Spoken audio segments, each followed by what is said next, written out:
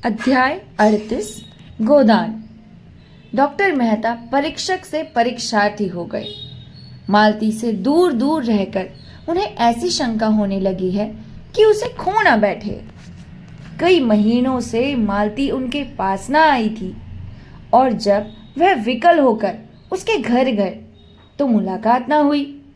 जिन दिनों रुद्रपाल और सरोज का प्रेम कांड चलता रहा तब तो मालती उनकी सलाह लेने प्राय एक दो बार रोज आती थी, पर जब से दोनों इंग्लैंड चले गए उनका आना जाना बंद हो गया।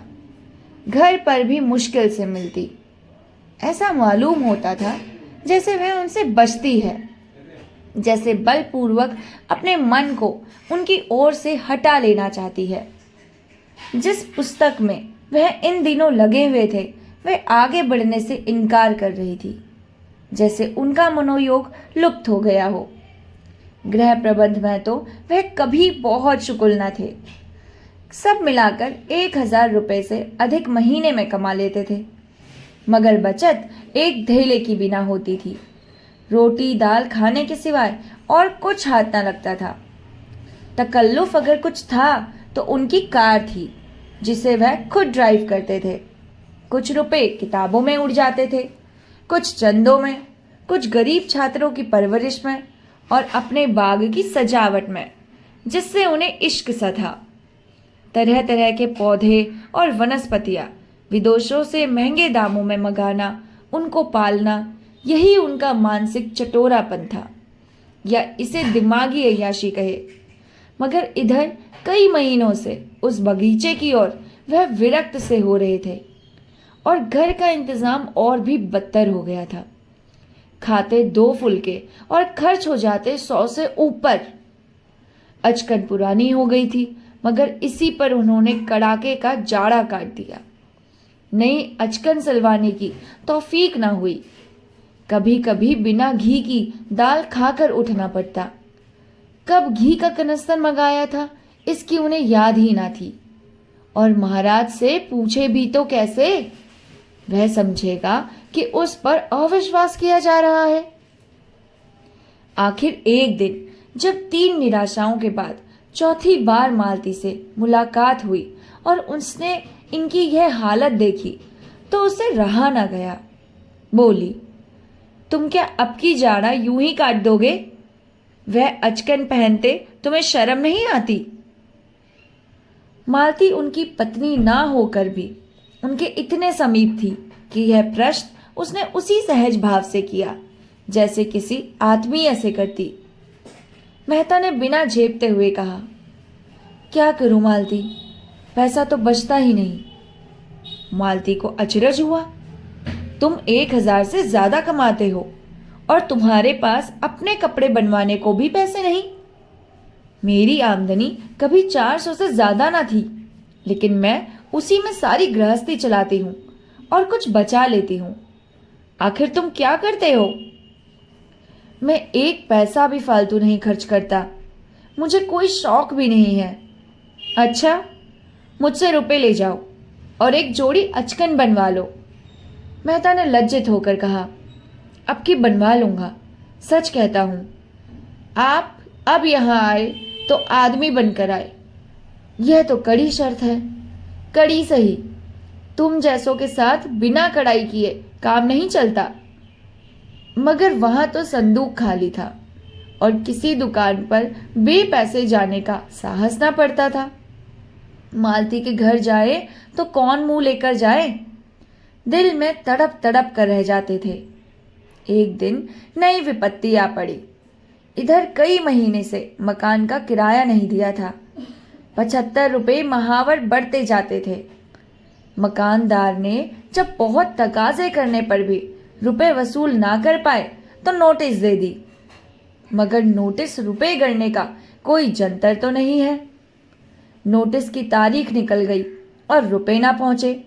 तब मकानदार ने मजबूर होकर नालिश कर दी। वह जानता था मेहता जी बड़े सज्जन और परोपकारी पुरुष है, लेकिन इससे ज्यादा भलमनसी वह क्या करता कि 6 महीने बैठा रहा। मेहता ने किसी तरह की पैरवी ना की। एक तरफा डिग्री हो गई। मकानदार ने तुरंत डिग्री जारी करवाई और कुर्क अमीन मेहता साहब के पास पूर्व सूचना देने आया, क्योंकि उसका लड़का यूनिवर्सिटी में पढ़ता था और उसे मेहता कुछ वजीफा भी देते थे। संयोग से उस वक्त मालकी भी बैठी थी। बोली, कैसी कुर्की है, किस बात की? अमीन ने कहा, वही किरारे की डिग्री जो हुई थी। मैंने कहा हुजूर को इत्तला दे दूं, 400-500 का मामला है, कौन सी बड़ी रकम है, 10 दिन में रुपए भी दे दीजिए तो कोई हरज नहीं, मैं महाजन को 10 दिन तक उलझाए रखूंगा। अब अमीन चला गया तो मालती ने तिरस्कार भरे स्वर से पूछा, अब यहाँ तक नौबत पहुँच गई, मुझे आश्चर्य होता है कि तुम इतने मोटे मोटे ग्रंथ कैसे लिखते हो। मकान का किराया 6-6 महीने से बाकी पड़ा है और तुम्हें खबर नहीं। मेहता लज्जा से सर झुकाकर बोले, खबर क्यों नहीं है, लेकिन रुपए बचते ही नहीं, मैं एक पैसा भी व्यर्थ खर्च नहीं करता हूं। हाँ, कोई हिसाब किताब लिखते हो? हिसाब क्यों नहीं रखता, जो कुछ पाता हूं वह सब दर्ज करता जाता हूं, नहीं इनकम टैक्स वाले जिंदा ना छोड़े।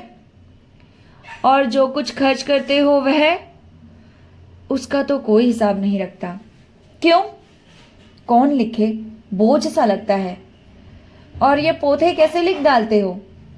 उसमें तो कोई विशेष नहीं करना पड़ता, कलम लेकर बैठ जाता हूं, हर वक्त खर्च का खाता तो खोल कर नहीं बैठता। तो रुपए कैसे अदा करोगे? किसी से कर्ज ले लूंगा। तुम्हारे पास हो तो दे दो। मैं तो एक ही शर्त पर दे सकती हूं, तुम्हारी आमदनी सब मेरे हाथों में आए और खर्च भी मेरे हाथ से हो। मेहता प्रसन्न होकर बोले, वाह, अगर ये भार ले लो तो क्या कहना, मूसलो ढोल बजाऊंगा। मालती ने डिग्री के रुपए चुका दिए और दूसरे ही दिन मेहता को वह बंगला खाली करने पर मजबूर किया। अपने बंगले में उसने उनके लिए 2 बड़े बड़े कमरे दे दिए। उनके भोजन आदि का प्रबंध भी अपनी ही गृहस्थी में कर लिया। मेहता के पास और सामान तो ज्यादा ना था, मगर किताबें कई गाड़ी थी। उनके दोनों कमरे पुस्तकों से भर गए। अपना बगीचा छोड़ने का उन्हें जरूर कलक हुआ, लेकिन मालती ने न अपना पूरा अहाता उनके लिए छोड़ दिया कि जो फूल पत्तियां चाहे लगा ले। मेहता निश्चिंत तो हो गए, लेकिन मालती को उनकी आय व्यय पर नियंत्रण करने में बड़ी मुश्किल का सामना करना पड़ा। उसने देखा आय तो 1000 से ज्यादा है, मगर वह सारी की सारी गुप्त दान में उड़ जाती है। 20-25 लड़के उन्हीं से वजीफा पाकर विद्यालय में पढ़ रहे थे। विधवाओं की तादाद भी इससे कम न थी। इस खर्च में कैसे कमी करे, यह उसे ना सूझता था। सारा दोष उसी के सर पर मढ़ा जाएगा, सारा अपयश उसी के हिस्से पड़ेगा। कभी मेहता पर झुंझलाती, कभी अपने ऊपर, कभी प्राथियों के ऊपर, जो एक सरल उदार प्राणी पर अपना भार रखते जरा भी न सकुचाते थे। यह देखकर और भी झुंझलाहट होती थी कि इन दान लेने वालों में कुछ तो इसके पात्र ही न थे।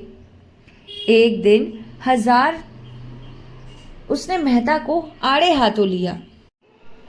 मेहता ने उसका आक्षेप सुनकर निश्चिंत भाव से कहा, तुम्हें अख्तियार है, जिसे चाहो दो, जिसे चाहे ना दो, मुझसे पूछने की कोई जरूरत नहीं। हाँ, जवाब भी तुम्ही को देना पड़ेगा। मालती ने चिढ़कर कहा, हाँ और क्या, तुम यश तो तुम ले लो, अब शय मेरे सर मढ़ दो। मैं नहीं समझती तुम किस तर्क से इस दान प्रथा का समर्थन कर सकते हो।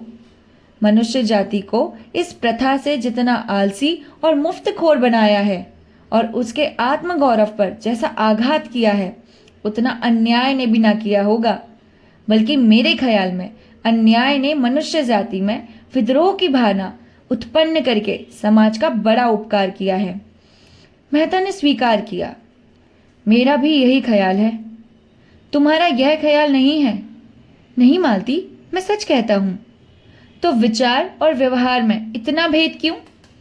मालती ने तीसरे महीने बहुतों को निराश किया, किसी को साफ जवाब दिया किसी से मजबूरी बताई, किसी की फजीहत की। मिस्टर मेहता का बजट तो धीरे धीरे ठीक हो गया, मगर इससे उनको इस प्रकार की ग्लानि हुई। मालती ने जब तीसरे महीने में 300 की बचत दिखाई, तब वह उससे कुछ बोले नहीं, मगर उनकी दृष्टि में उसका गौरव कुछ कम अवश्य हो गया। नारी में दान और त्याग होना चाहिए, उसकी यही सबसे बड़ी विभूति है। इसी आधार पर समाज का भवन खड़ा है। वणिक बुद्धि तो वह आवश्यक बुराई ही समझते थे। जिस दिन मेहता की अचकने बनकर आई और नई घड़ी आई, वह संकोच के मारे कई दिन बाहर न निकले। आत्मसेवा से बड़ा उसकी नजरों में दूसरा कोई अपराध न था।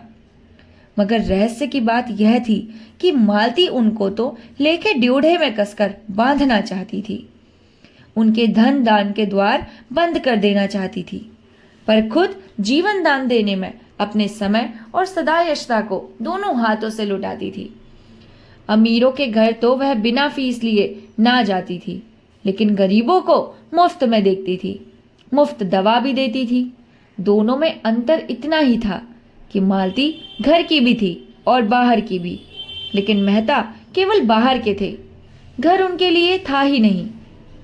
निजत्व दोनों मिटाना चाहते थे।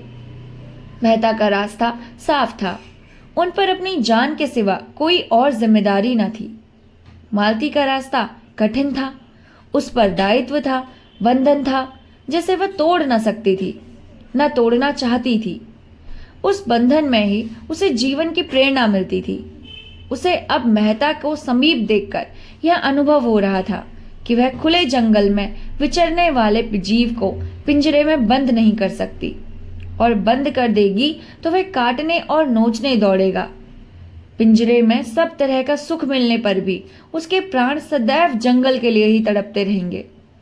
मेहता के लिए घर बारी दुनिया एक अनजानी दुनिया थी, जिसकी रीति नीति से वह परिचित न थे।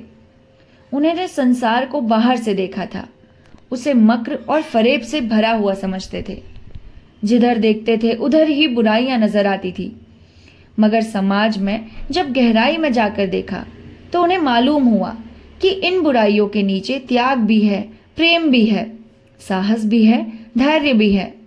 मगर यह भी देखा कि वह विभूतियां हैं तो जरूर, पर दुर्लभ है।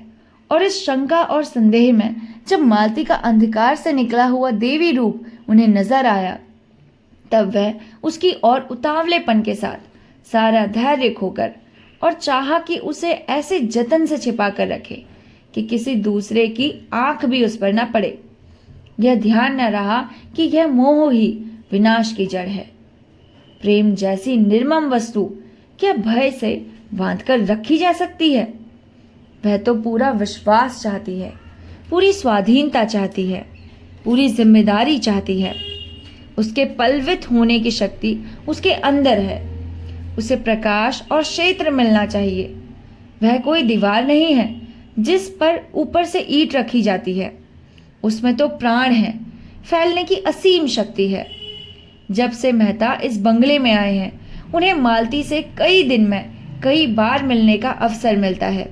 उनके मित्र समझते हैं यह उनके विवाह की तैयारी है, केवल रस्म अदा करने की देर है। मेहता भी यही स्वप्न देखते हैं। अगर मालती ने उन्हें सदा के लिए ठुकरा दिया होता तो क्यों उन पर इतना स्नेह रखती?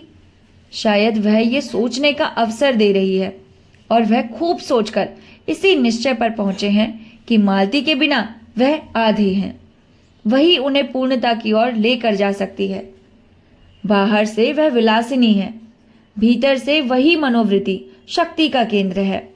मगर परिस्थिति बदल गई है। तब मालती प्यासी थी, अब मेहता प्यास से विकल है।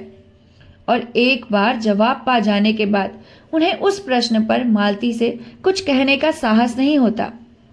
यद्यपि उनके मन में अब संदेह का लेश नहीं रहा।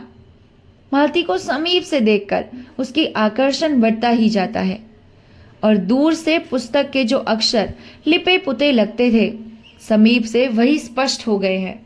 उनमें अर्थ है, संदेश है। इधर मालती ने अपने बाग के लिए गोबर को माली रख लिया। एक दिन वह किसी मरीज को देखकर आ रही थी कि रास्ते में पेट्रोल ना रहा। वह खुद ड्राइव कर रही थी। फिक्र हुई पेट्रोल कैसे आए। रात के 9 बज गए थे और माघ का जाड़ा पड़ रहा था। सड़कों पर सन्नाटा हो गया। कोई ऐसा आदमी नजर न आता था जो कार को ढकेल कर पेट्रोल की दुकान तक ले जाए। बार बार नौकर पर झुंझला रही थी, हरामखोर कहीं का, बेघर पड़ा रहता है। संयोग से गोबर उधर से आ निकला। मालती को खड़े देखकर उसने हालत समझ ली और गाड़ी को 2 फरलांग ठेल पर पेट्रोल की दुकान तक लाया। मालती ने प्रसन्न होकर पूछा, नौकरी करोगे? गोबर ने धन्यवाद के साथ स्वीकार किया। 15 रुपये वेतन तय हुआ। माली का काम उसे पसंद था। यही काम उसने किया था और उसमें मजा हुआ था। मिल की मजूरी में वेतन ज्यादा मिलता था, पर उस काम में उसे उलझन होती थी। दूसरे दिन से गोबर ने मालती के यहाँ काम करना शुरू कर दिया। उसे रहने को एक कोठरी भी मिल गई। जुनिया भी आ गई। मालती बाग में आती तो उसे जुनिया का बालक धूल मिट्टी में खेलता मिलता। एक दिन मालती ने उसे मिठाई दे दी। बच्चा उस दिन से परच गया। उसे देखते ही उसके पीछे लग जाता और जब तक मिठाई न लेता उसका पीछा न छोड़ता। एक दिन मालती बाग से आई तो बालक ना दिखा दिया। जुनिया ने पूछा तो मालूम हुआ बच्चों को ज्वर आ गया है। मालती ने घबरा कर कहा, ज्वर आ गया तो मेरे पास क्यों नहीं लाई? चल देखूं। बालक खटोले पर ज्वर में अचेत पड़ा था। खपरेल की उस कोठरी में इतनी सील, इतना अंधेरा और इस ठंड के दिनों में भी इतनी मच्छर कि मालती 1 मिनट भी वहां ठहर ना सकी। तुरंत आकर थर्मामीटर लिया, फिर जाकर देखा 104 था। मालती को भय हुआ, कहीं चेचक तो नहीं। बच्चे को अभी तक टीका नहीं लगा था और अगर इसी सीली कठोरी कोठरी में रहा तो भय था कि कहीं ज्वर और न बढ़ जाए। सहसा बालक ने आंख खोल दी और मालती को खड़ी पाकर करुण नेत्रों से उसकी ओर देखा और उसकी गोद के लिए हाथ फैलाए। मालती ने उसे गोद में उठा लिया और थपकियां देने लगी। बालक मालती के गोद में आकर जैसे किसी बड़े सुख का अनुभव करने लगा। अपनी जलती हुई उंगलियों से उसके गले की मोतियों की माला पकड़कर अपनी ओर खींचने लगा। मालती ने नेकलेस उतारकर उसके गले में डाल दी। बालक की स्वार्थी प्रकृति इस दिशा में भी सजग थी। नेकलेस पाकर अब उसे मालती की गोद में रहने की कोई जरूरत न थी। यहां उसके छिन जाने का भय था। जुनिया की गोद इस समय ज्यादा सुरक्षित थी। मालती ने खिले हुए मन से कहा, बड़ा चालाक है, चीज लेकर कैसे भागा? जुनिया ने कहा, दे दो बेटा, मेम साहब का है। बालक ने हार को दोनों हाथों से पकड़ लिया और मां की ओर रोष से देखा। मालती बोली, तुम पहने रहो बच्चा, मैं मांगती नहीं हूं। उसी वक्त बंगले में आकर उसने अपना बैठक का कमरा खाली कर दिया और उसी वक्त जुनिया एक नए कमरे में डट गई। मंगल ने उस स्वर्ग को कौतूहल भरी आंखों से देखा। छत में पंखा था, रंगीन बल्ब थे, दीवारों पर तस्वीरें थी। देर तक उन चीजों को टकटकी लगाए देखता रहा। मालती ने बड़े प्यार से पुकारा, मंगल। मंगल ने मुस्कुराकर उसकी ओर देखा, जैसे कह रहा हो, आज तो हंसा नहीं जाता मेम साहब। क्या करूं, आपसे कुछ हो सके तो कीजिए। मालती ने जुनिया को बहुत सी बातें समझाई और चलते चलते पूछा, तेरे घर में कोई दूसरी औरत हो तो गोबर से कह दे, 2-4 दिन के लिए बुला लावे। मुझे चेचक का डर है। कितनी दूर है तेरा घर? जुनिया ने अपने गांव का नाम और पता बताया। अंदाज से 18-20 कोस होगा। मालती को बिलारी याद था। बोली, वही गांव तो नहीं जिसके पश्चिम तरफ 8 मील पर नदी है? हाँ मेम साहब, वही गांव है। आपको कैसे मालूम? हम एक बार उस गांव में गए थे, होरी के घर ठहरे थे। तू उसे जानती है? वह तो मेरे ससुर है मेम साहब। मेरी सास भी मिली होंगी आपको। हाँ हाँ, बड़ी समझदार औरत मालूम होती थी। मुझसे खूब बातें करती रही। तो गोबर को भेज दे, अपनी माँ को बुला लावे। वह उन्हें बुलाने नहीं जाएंगे। क्यों? कुछ ऐसा कारण है। जुनिया को अपने घर का चौका बर्तन, झाड़ू बुहारू, रोटी पानी सभी कुछ करना पड़ता था। दिन को तो दोनों चना चबेना खाकर रह जाते। रात को जब मालती आ जाती तो जुनिया अपना खाना पकाती और मालती बच्चे के पास बैठती। वह बार बार चाहती कि बच्चे के पास बैठे, लेकिन मालती उसे आने ना देती। रात को बच्चे का ज्वर तेज हो जाता और वह बेचैन होकर दोनों हाथ ऊपर उठा लेती। मालती उसे गोद में लेकर घंटों कमरे में टहलती। चौथे दिन उसे चेचक निकल आई। मालती ने सारे घर को टीका लगाया, खुद टीका लगवाया, मेहता को भी लगाया। गोबर, झुनिया, महाराज कोई ना बचा। पहले दिन तो दाने छोटे थे और अलग अलग थे, जान पड़ता था छोटी माता है।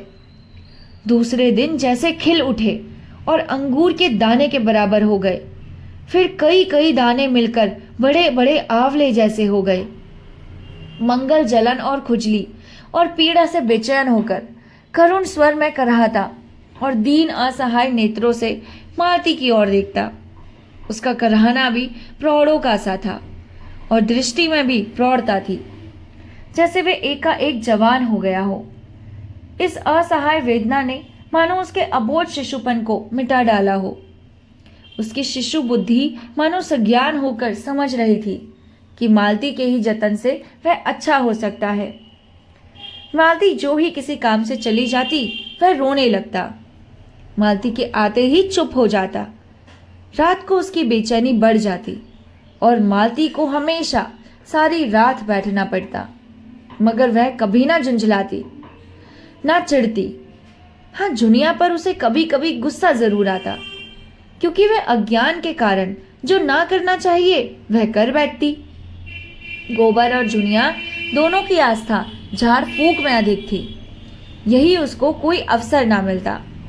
उस पर जुनिया 2 बच्चों की मां होकर बच्चे का पालन करना ना जानती। मंगल दिख करता तो उसे डांटती कोसती। जरा सा भी अवकाश पाती तो जमीन पर सो जाती और सवेरे से पहले ना उठती। और गोबर तो उस कमरे में आते जैसे डरता था। मालती वहां बैठी है, कैसे जाए? जुनिया से बच्चे का हाल हवाल पूछ लेता और खाकर पड़ा रहता। उस चोट के बाद वह पूरा स्वस्थ ना हो पाया था। थोड़ा सा काम करके भी थक जाता था। उन दिनों जब जुनिया घास बेचती थी वह आराम से पड़ा रहता था। वह कुछ हरा हो गया था, मगर इधर कई महीने बोझ ढोने और चूना गारे का काम करने से उसकी दशा गिर गई थी। उस पर यहाँ काम बहुत था। सारे बाग को पानी निकालकर सींचना, क्यारियों को गोड़ना, घास छीलना, गायों को चारा पानी देना और दूहना। और जो मालिक इतना दयालु हो उसके काम में कामचोरी कैसे करे? यह एहसान उसे एक क्षण भी आराम से न बैठने देता। और जब मेहता खुद खुरपी लेकर घंटों बाग में काम करते हों तो कैसे आराम करे? वह खुद सूखता था पर बाग हरा हो रहा था। मिस्टर मेहता को भी बालक से स्नेह हो गया। एक दिन मालती ने उसे गोद में लेकर उसकी मूंछ उखड़वा दी थी। दुष्ट ने मूंछों को ऐसा पकड़ा था कि समूल ही उखाड़ लेगा। मेहता की आंखों में आंसू आ गए थे। मेहता ने बिगड़ कर कहा, बड़ा शैतान लौंडा है। मालती ने उन्हें डांटा था, तुम मूंछें साफ क्यों नहीं कर लेते? मेरी मूंछें मुझे प्राणों से भी प्रिय है। अब की पकड़ लेगा तो उखाड़ कर ही छोड़ेगा। तो मैं इसके कान उखाड़ लूंगा। मंगल को उनकी मूंछें उखाड़ने में कोई खास मजा आया था। वह खूब खिलखिलाकर हंसा था और मूंछों को और जोर से खींचा था। मगर मेहता को भी शायद मूंछें उखड़वाने में मजा आया था, क्योंकि वह प्राय 2-1 बार रोज से अपनी मूंछों की रस्सा कसी करा लेते थे। इधर जब से मंगल को चेचक निकल आई, मेहता को भी बड़ी चिंता हो गई। अक्सर कमरे में जाकर मंगल को व्यथित आंखों से देखा करते। उसके कष्टों की कल्पना करके उनका कोमल हृदय हिल जाता। उनके दौड़ धूप से वह अच्छा हो जाता तो पृथ्वी के उस छोर तक दौड़ लगाते।